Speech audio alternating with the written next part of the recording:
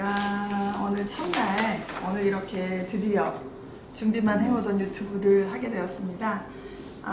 먼저 동영상, 우리 글로벌 표준인증원의 동영상 만든 거 배경으로 좀 나오고 있고, 우리 글로벌 표준인증원은 화장품과 식품산업 중심으로 하는 글로벌 수출 대비하는 인증 중심으로, 인증원으로 특히 이제 화장품 산업 위주의 내용으로 인증기관을 운영하고 있고, 그 관련된 내용으로 우리 유튜브를 진행할 계획입니다. 주로 정보나 이런 그 테크니컬한 부분들은 우리 오주원 의원님이 주실 거고, 저는 옆에서 그냥 양념만 톡톡 치는 그런 그 역할을 할 거고요. 현재 지금 국내 제조업, 화장품 제조업은 몇 개나 있죠? 2,300개 정도? 2,300개 정도.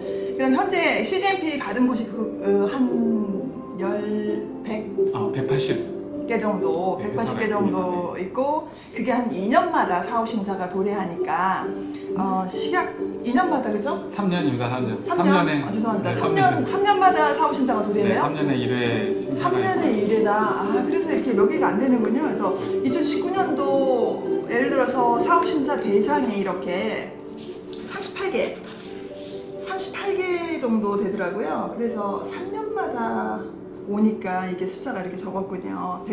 지금 현재는 180개를 3년마다 사후 심사가 오는 거죠. 2019년도에는 38개 기업이 이렇게 리스트가 있습니다. 그래서 식약처에서 심사하시는 CGMP와 또 우리 그 2019년도에 준비해야 될 사후심사 대상과 ISO 돌돌치료이라는 것들을 좀 오늘 준비해 왔습니다.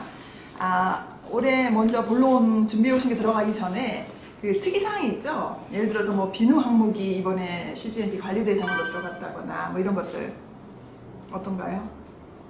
2018년도 12월에 화장품 분류 대상으로 들어가면서 한 1년 정도 유예 기간을 주어서 현재 2019년 12월 31일까지 CGMP 심사 유예 기간을 가지면서 그 이후가 이제 심사 대상이 될 가능성이 있습니다. 여기서 위원님 좀 질문이 있는데요. CGMP 심사가 이제 비누 제조들은 현재 지금 제조 수준의 현장이 많이 열악하고 자동화가 안 돼 있는 경우가 있어서 현장을 CGMP 수준까지 끌어올리려면 뭐 현재 관리 수준이나 뭐 비누 품목 제조자들에게 뭐 저희가 좀 충고해 줘야 될 거 이런 것도 좀 있을까요? 네네. 우선 비누라는 그 업체에서는 네. ISO 2276 준비하시거나 또 CGMP를 준비하시는 업체들에 대해서는 이런 부분을 좀 말씀드리고 싶어요. 지금 공산품에서 화장품 쪽으로 넘어오다 보니까 어떤 용어의 정의라든지 또 화장품의 법 테두리 내에서 또 그 기준을 맞춰가는 그런 단계가 있습니다. 우선은 CGMP보다 ISO 2276에 대한 그 인증이라든지 기준을 조금 더 접근을 하시고, 그리고 이제 구체적인 또 법에서 요구하는 또 CGMP에서 또 준수해야 될 사항들, 이런 부분을 좀 준수했으면 좋겠습니다. 네, 그러면 ISO 2276 먼저 프랙티스를 한 다음에 그 다음에 이제 CGMP 준비를 해 나가는 게 방향성이 아닌가라고 말씀해 주셨고요. 현재 인증 획득을 했거나 인증 획득 중인 곳은 뭐 현재 비누 공장 중에서는 동방 B&H나 내추럴웨이 이렇게 좀 준비를 했고 인증을 이미 획득한 곳이기도 하죠. 먼저 오늘 준비해 오신 여러 가지 내용 중에서도 비건 인증, 화장품계의 비건 인증이 지금 2019년도에 가장 큰 이슈죠. 그래서 그 동물성 성분을 배제한 비건 인증과 화장품 쪽의 할랄 인증 준비는 어떻게 할 것인가, 그 다음에 오늘 특히 준비해온 저희 내용으로는 CGMP 중심의 KS, ISO 2276 관련 내용들을 좀 전개해 볼 계획입니다. 그러면 오늘 뭐 준비해 오신 것만 설명 한번 해주시죠. 네, 우선 ISO 2276에 대해서 간략히 말씀드리면 276은 기준이라고 할 수 있습니다. 그리고 또 이 ISO 2276은 해답서로서 기본적으로 CGMP 접근하시는 또 여러 또 업체들 분들에게 기본적인 교과서라고 또 말씀드릴 수 있고요. 사실 제가 화장품 품질 관리 한 18년 정도 했는데 오래되셨네요. 그동안 했던 18년 경력이 이 ISO 2276 보면서 다 없어졌어요. 그러니까 그만큼의 잘 정리되어 있고 또 우리가 또 알아야 될 또 공부하시는 분들 많으실 텐데요. 그 부분에 대해서 해석이 다 되어 있습니다. 그래서 그 부분에 대해서 좀 말씀을 드리려고 하고요. 우선 문제는 어디 있냐면 기업, 즉 회사에 있습니다. 기준이라 하면은 이제 정답, 또 이제 어떤 적합, 그리고 또 여러 가지 이제 해석이 나와 있죠. 답안지. 네, 답안지죠. 그 답안지를 풀으려면 어디 문제가 있어야 돼요. 그 문제가 어디 있느냐? 네, 바로 회사에 있습니다. 여러분의 회사에 문제가 많습니다. 그 문제를 풀 수 있는 그 교과서를 ISO 271로 할 수가 있겠습니다. 문제 해결 능력이네요, 결국은. 혹시 잠깐 요거 도표 설명해 주시고 가시면 우리가 지금 화면으로 좀 보여드릴 건데 나중에 큰 화면으로. 네. 예를 들어서 뭐 요거 저희가 봤을 때는 간단해 보이는데 간단해 보이지 않는 이런 도표는 어떤 거죠? 우선 밑에 이제 적합과 또 판단이 있습니다. 우리가 회사에서 아까 문제가 회사에 있다고 그랬는데 그 모든 문제는 판단을 해야 돼요. 뭐에 대한 판단이냐? 적합에 대한 판단과 또 그렇지 못한 부적합에 대한 판단을 또 할 수가 있겠습니다. 우리가 이제 회사 내에서뿐만 아니고 또 사회에서도 거짓들이 많아요. 또 이제 또 거짓에 또 반대로 또 참을 구별해낼 수 있는 거와 마찬가지로 이 ISO 22716도 통해서 또 회사 내에서의 문제를 뭐가 적합과 부적합을 판단할 수 있는 그 기준으로 삼을 수가 있겠습니다. 네. 또 양품을 만들기 위해서는 당연히 적합이 된 거를 이제 양품화되는 거죠. ISO 22716의 목적이 이 적합되어 있는 양품을 만들어서 또 우수 화장품을 또 소비자에게 제공하는 데 있다고 할 수 있겠습니다. 네. 실제로 현장에 가보면 이제 우리 이제 제조하시는 화장품 제조하시는 분들이 하시는 말씀이 이분은 이렇게 얘기하고 요 부분을 또 저분은 저렇게 얘기하시고 공조에 대해서는 이렇게 얘기하시고 누구를 따라야 될지 모르겠다 이런 얘기를 제일 많이 하셔요. 그게 참과 거짓이 말씀하시는 그 부분이라고 생각하시면 되겠네요.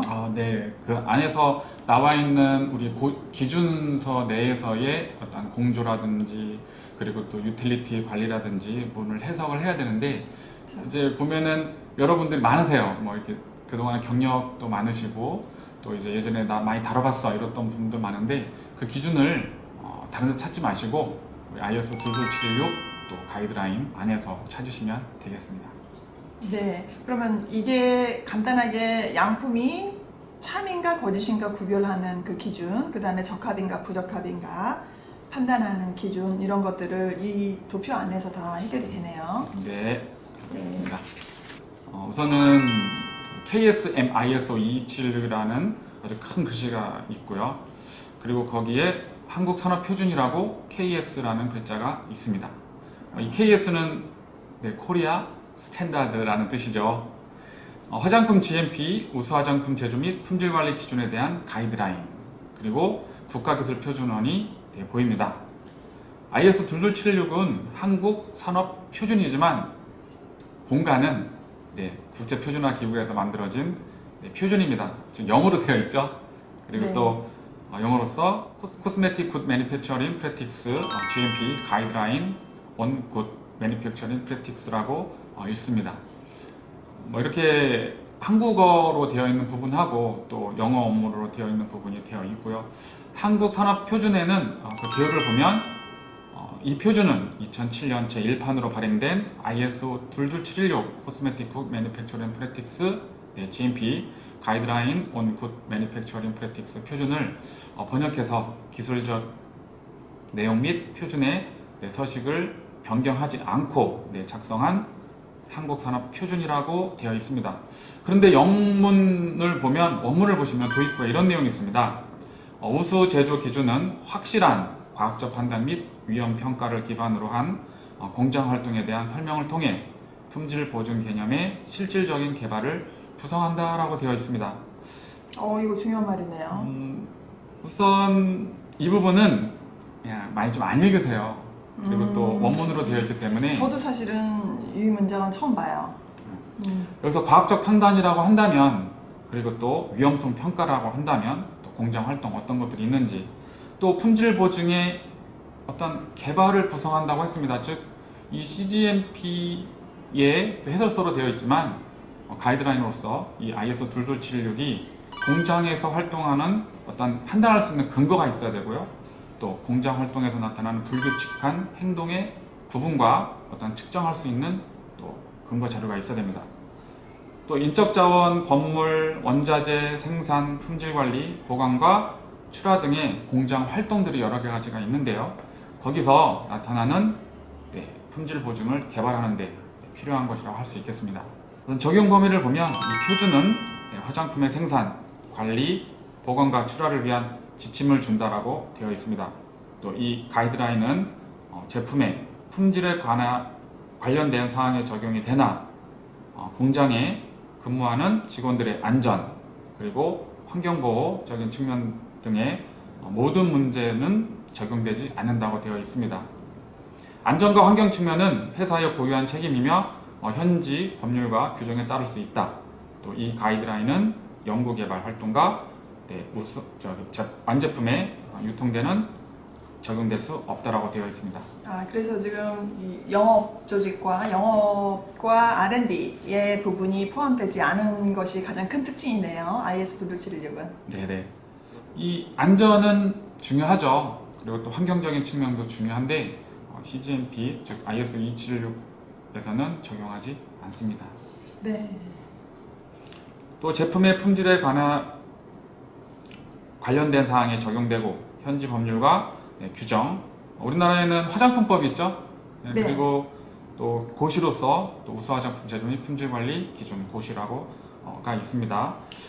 제가 몰라서 그러는데 지금 ISO 22716, KSM ISO 22716을 실제로 어떻게 부르면 되나요? 우수 화장품 제조 및 품질 관리 기준에 대한 가이드라인이라고 읽으면 되나요? 네, 가이드라인이 맞습니다. 가이드라인. 가이드라인을 읽으시면 되겠습니다. 그러면 그냥 화장품 품질 경영 시스템이라고 부르는 것보다 KS 기준의 CGMP처럼 우수 화장품 제조 및 품질 관리 기준이라고 부르는 게 제일 맞겠네요. 네네. 여기서 영문하고 국문하고의 어떤 차이점을 좀 볼 수가 있어요. 네. 영문에서는 품질 관리에 대한 사항이 없어요. 근데 국문에서는 우수 화장품 제조 및 품질 관리 기준에 대한 가이드라인이라고 되어 있습니다. 왜 품질이라는 그 말이 없을까요? 이 부분을 보면 품질 관리라는 말이 없다는 거죠? 네, 없는데 국문에서는 붙였죠? 네. 그래서 이 부분을 어떻게 볼 수 있냐면 아까도 말씀드렸지만 화장품 생산, 관리, 보관과 출하를 위한 지침이고 또 제품의 품질에 관련된 사항에 적용된다라고 하였습니다. 그래서 아무래도 이 영어 부분에서는 품질 관리가 없지만 우리 국내로 오면서 또 품질 관리에 대한 적용을 또 해야 되고 또 그에 대한 활동들이 있기 때문에 저도 이제 화장품 제조 현장을 가보았을 때 가장 특이한 점은 화장품 품질 경영 시스템이라고 말을 했었었는데 KS 기준에 보면 우수 화장품 제조 및 품질 관리에 대한 가이드라인이다, 지침이다 라고 말씀을 하셔서 품질 관리라는 측면이 사실은 좀 강조된 공문이라고 할 수 있는 거죠. 그렇죠. 근데 이제 안전과 특히 안전과 환경 부분이 고려되지 않았고 R&D 즉 개발과 유통, 영업의 부분이 포함되지 않은 ISO 22716은 그 이외에 포함되지 않은 부분들은 ISO 9001 그 다음에 ISO 14001 그 다음에 현재는 ISO 45001이라고 하죠. 옛날에 오사스 18001이라고 하는 안전보건 경영 시스템이라는 것이 있습니다. 이 부분에서 ISO 9001은 그 R&D와 영업 조직을, ISO 14001은 환경 부분을 커버하는 거고 ISO 45001은 안전보건 경영 시스템, 즉 직장 내의 안전, 재해, 그 다음에 그 일하시는 분들의 그 문제까지, 복리 문제까지 이런 부분들까지 전체 커버를 하고 있는 부분이라고 말씀드릴 수 있습니다. 그럼 좀 더 ISO 22716에 대한 부분을 좀 더 자세히 한번 볼까요? 네, ISO 22716은 적용 범위에서부터 문서 관리까지 총 17개의 항으로 구성되어 있는데요. 이것만 보아도 화장품을 만드는 공장 활동의 전반적인 범위에 대해서 중요한 그 핵심들이 열거되어 있음을 볼 수 있습니다. 가끔 GMP에 대해서 회사 대표님들께서 많이 물어보는 것이 있습니다. 인원수인데요. 우리 ISO 22716에서도 이런 말이 있습니다. 회사는 가이드라인에 규정된 활동에 관련된 적절한 교육 훈련을 받은 적합한 수의 인원을 확보해야 한다라고 되어 있습니다. 저는 이 가이드라인에서 규정된 활동, 즉 인적 자원, 건물, 생산, 그리고 원자재, 또 품질관리 팀으로, 저는 팀이라 불러요. 그래서 팀으로 나누어서 알려드리고 있어요. 그래서 대략 이제 몇 명의 인원이 필요합니다 라고 또 말씀을 드리고 있습니다. 또 ISO 22716에는 어떠한 내용이 있는지 한번 볼까요? 총 17개의 내용이 있습니다. 활동은 여러 가지 활동들이 있겠지만 15개의 활동이 소개되고 있죠. 그 중에서 인적 자원, 건물, 또 설비, 원자재와 포장재, 또 생산, 또 완제품, 그리고 품질 관리, 또 규격의 제품의 처리, 폐기물, 도급 계약 일탈, 불만과 리콜, 변경 관리, 내부 심사, 내부 감사입니다. 그리고 문서 관리로 되어 있습니다. 우선 용어의 정의부터 보시면 36개의 정의가 되어 있고요. CGMP와 비교를 조금 해보면 제조를 생산이라고 되어 있습니다. 그리고 검체를 시료, 또 적합을 합격이라고 하고 있고요. 또 해석에는 차이가 없다고 단어만 다르게 사용되고 맞아요. 있습니다. 이 부분이 좀 헷갈려요. 원료라고 할지 원자재라고 해야 될지, 그다음 규격의 제품이라고 하죠, OS라고 하죠. 가끔씩 그 다른 용어를 쓰고 있는 게 이게 참 헷갈리더라고요. 네, 맞습니다.